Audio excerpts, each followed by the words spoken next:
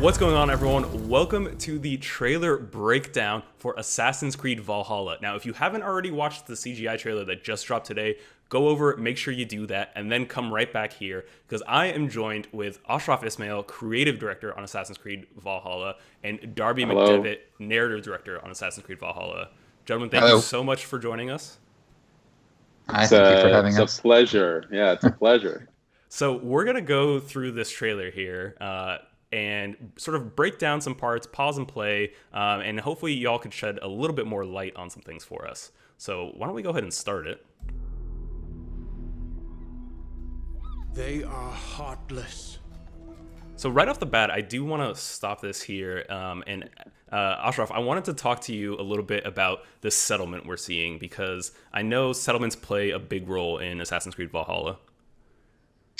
Yes, here what we're seeing is it's a settlement in Norway, a Norwegian settlement. The idea of home and settling, it's very important to Assassin's Creed Valhalla.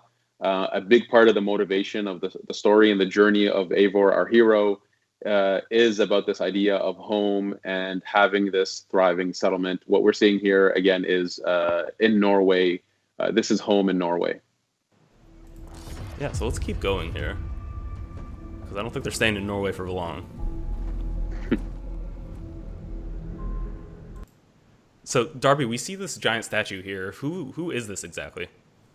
This is a statue of Odin, one of the many gods in the Norse pantheon. It was pretty common before big events, before battle, before feasts, for the Norse to give offerings to the gods, sacrifices, in exchange for favors. This was not a religion that had where there was like an interventionist aspect where the gods were always watching over you, protecting you.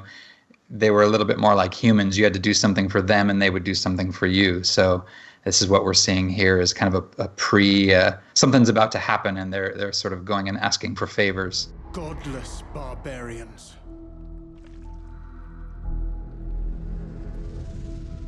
So we see there the first sort of shot of our hero, Eivor. What's happening here? Why are they getting their face covered? So here, as Darby mentioned, we have a ritual because we're about to go out. We're about to go to raid, to attack.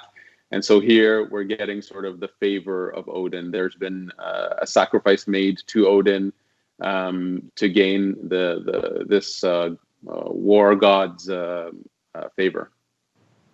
And is there anything you can sort of tell us about Eivor? Yeah, Eivor. Our hero, this is a Viking raider who is from Norway and who will be leaving Norway for the rolling green hills of England. Here we're sort of teasing the idea that the journey really starts in Norway, and it will eventually lead to England, where again it's about this idea of settling the people and building this thriving settlement. Again, very important to the motivation of this character. Now, players will be able to play Eivor as male or female, but it is the journey of Eivor.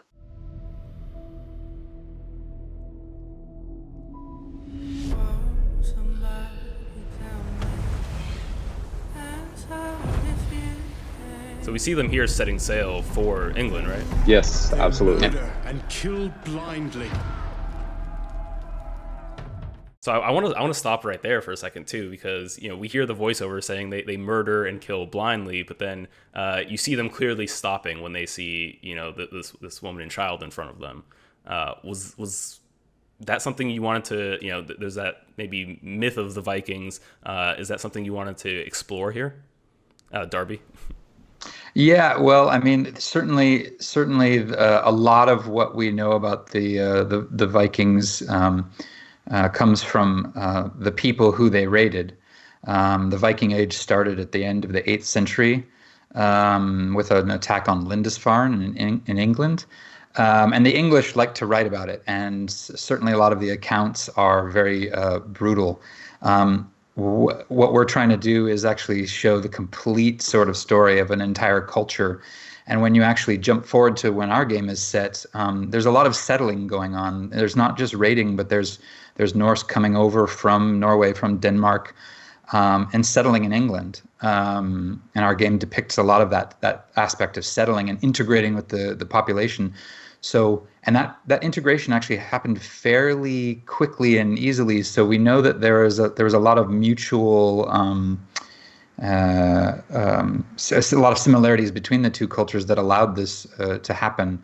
So what we're going to portray in this game is that it's not just about brutality and violence and wanton masochism.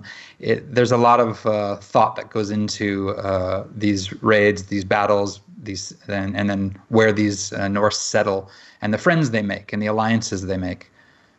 So we try to show a complete picture. Yeah, and you referenced the time period there. What time period are we talking? So this game takes place. The main story begins in 873 AD. So at a time when England is actually not one kingdom. It's not called England at the time, except as a land, but it's not a country. There's actually quite a few kingdoms inside England. So England itself is fairly fractured at this time, with many different kings that rule over different parts of it. Yeah, I think we might see one of those kings in just a second. They scour the lands of England. Lands they will never defend. What we're showing here is that they've left Norway and they've decided to now not just raid and attack England, but to actually build a community there. And as Darby mentioned, integrate themselves into the local society and become a part of it. One thing that history doesn't really say until you dig, which is a lot of these people were farmers, they were traders, settlers, and they actually worked quite hard to integrate themselves into, let's say, England in this example. So here we're showing off this aspect of them, but from a game perspective, this is also something that's very important to the motivation of the game. Building your settlement, growing it, making the choices as a leader within this community about how you want to grow your settlement. This is very important. And here we're kind of giving a little taste of that. Yeah, one thing that I think the English, or let's say the Saxons, you'd call them at the time when they were living there, they had because of the church, they had a lot of writing, so they were able to leave behind a lot of records. But so archaeologically, we have to actually go and look at other sources to see how well they actually integrated. And if you look at a map of England now and you see any town with the ending of Thorpe or by, B, that probably means it was a Viking town or a Norse or Dane town settled. So we know just by the sheer number of them, hundreds of these towns, we know that they were actually very successful settlers. Never love. The time has come to speak. All right, so I think this is one of those kings that Darby, you were mentioning. Who exactly is this? And it's sort of revealed here that this is also the person that's giving voiceover as well. Why does he seem to have such disdain towards the Vikings? Yeah, so this is Alfred, King Alfred, or Alfred the Great. He's the only English king to actually have that title. He didn't give it to himself. But he is the King of Wessex, which is the southernmost kingdom in England at the time. There's also three others: Mercia, Northumbria, and East Anglia that we deal with. And he specifically is known for being one of the most staunch opponents of the Viking invasion. He was the strongest of the kings. He was able to push them back and for a time and deal with them, whereas other kings would rapidly crumble beneath the onslaught of the Danes and the Norse. To them, in a language they will understand.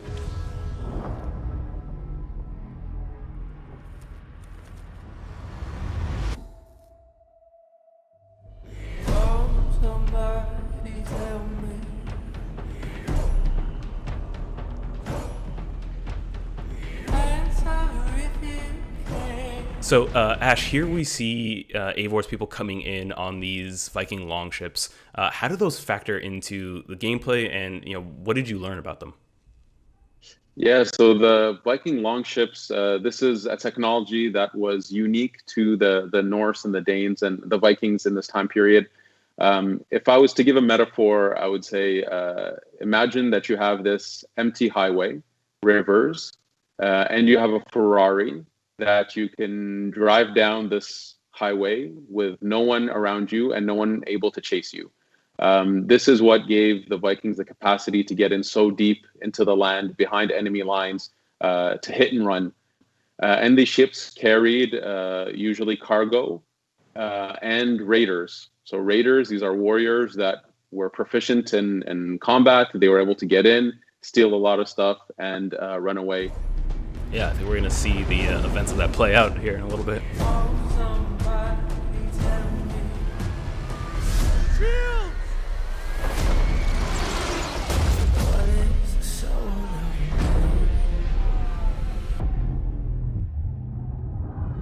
So we're seeing here like a full-on battle taking place in this field.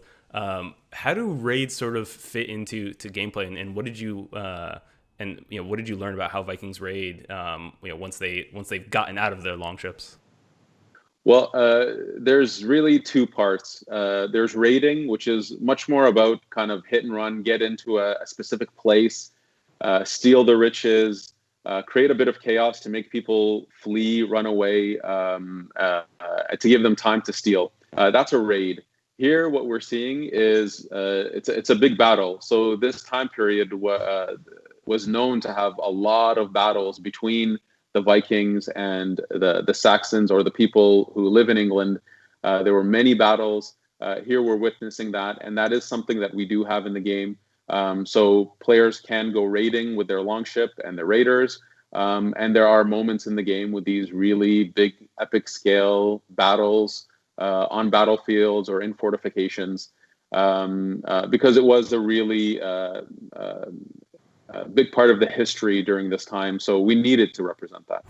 Of course, Vikings carrying their famous round shield. We have Eivor, who at some point is holding a shield and an axe, but also two axes. If people notice, we're seeing a lot of the things we're doing with combat. Here we have a throwing axe, so this is an ability that you have in the game to throw axes. So we're showing off a lot of the combat details that we're pushing for. Yeah, and we actually caught a little peek there of Eivor dual wielding axes here. Is that something we're going to get to do? Oh, of course, absolutely. So dual wielding is a big part of the game, and it's very open. You can pretty much dual wield all combinations of weapons we have. If you want to dual wield two shields, we let you do that. Yes. So dual wielding is a big part of the combat system.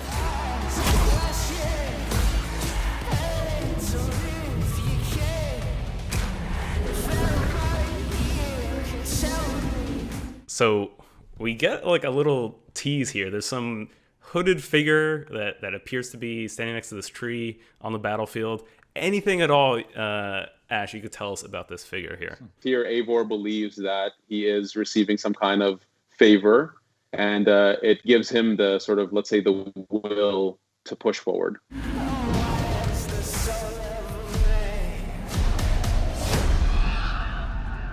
Odin is with us! So is that the sort of physical manifestation of Odin there? Well, in the myths, Odin has two ravens, Hugin and Munin, which are a thought and memory.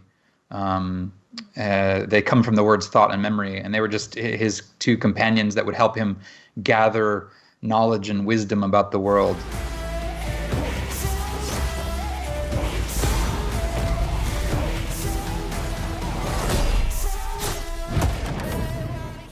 So we see Ivor here getting just about all they can handle. Are we gonna see enemies of this stature, that are this formidable in the game? Yeah, we have. The combat of this time period. If you're going to make a Viking game, the combat needs to be visceral. It needs to be quite brutal. Yes, you meet quite impressive enemies, like this guy here. We would call this guy the ringleader. So this is sort of a leader on the battlefield who's able to rally the troops and have some kind of unique capacities. He's very armored, very few available weak points. So that's a little hint as to what's to come. Yeah, I mean, the trailer shows that, he's given Ivor basically everything they can handle.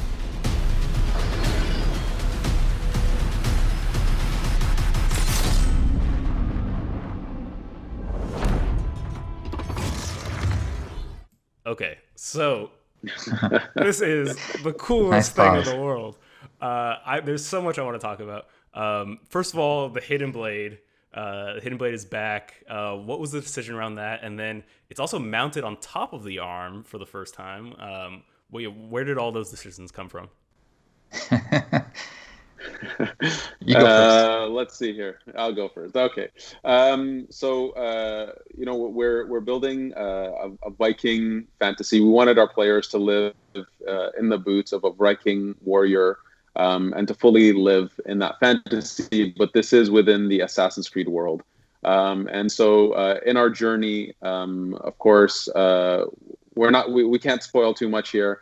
But in our journey, Eivor does meet with assassins. Now, Eivor doesn't necessarily know what that means, but there is some kind of common ground that they have, and this is something that these are people that Eivor will work with. And at some point, Eivor does receive a hidden blade. So that's something that happens in the journey quite early on. Again, we don't want to get into any spoiler territory or explain why the connection is there, but it is something that's very significant and important to the journey of this game. And so when Eivor receives this hidden blade, Eivor puts it on and believes that this is such a kick-ass weapon that why would you want to hide it from your enemies?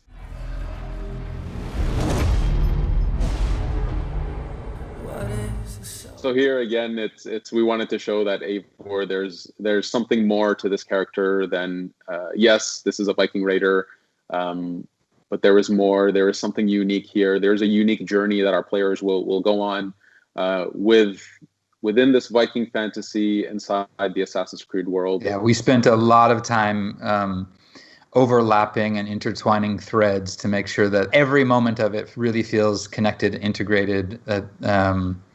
That it's all, when you play this game, you're in not just a Viking game, but an Assassin's Creed game.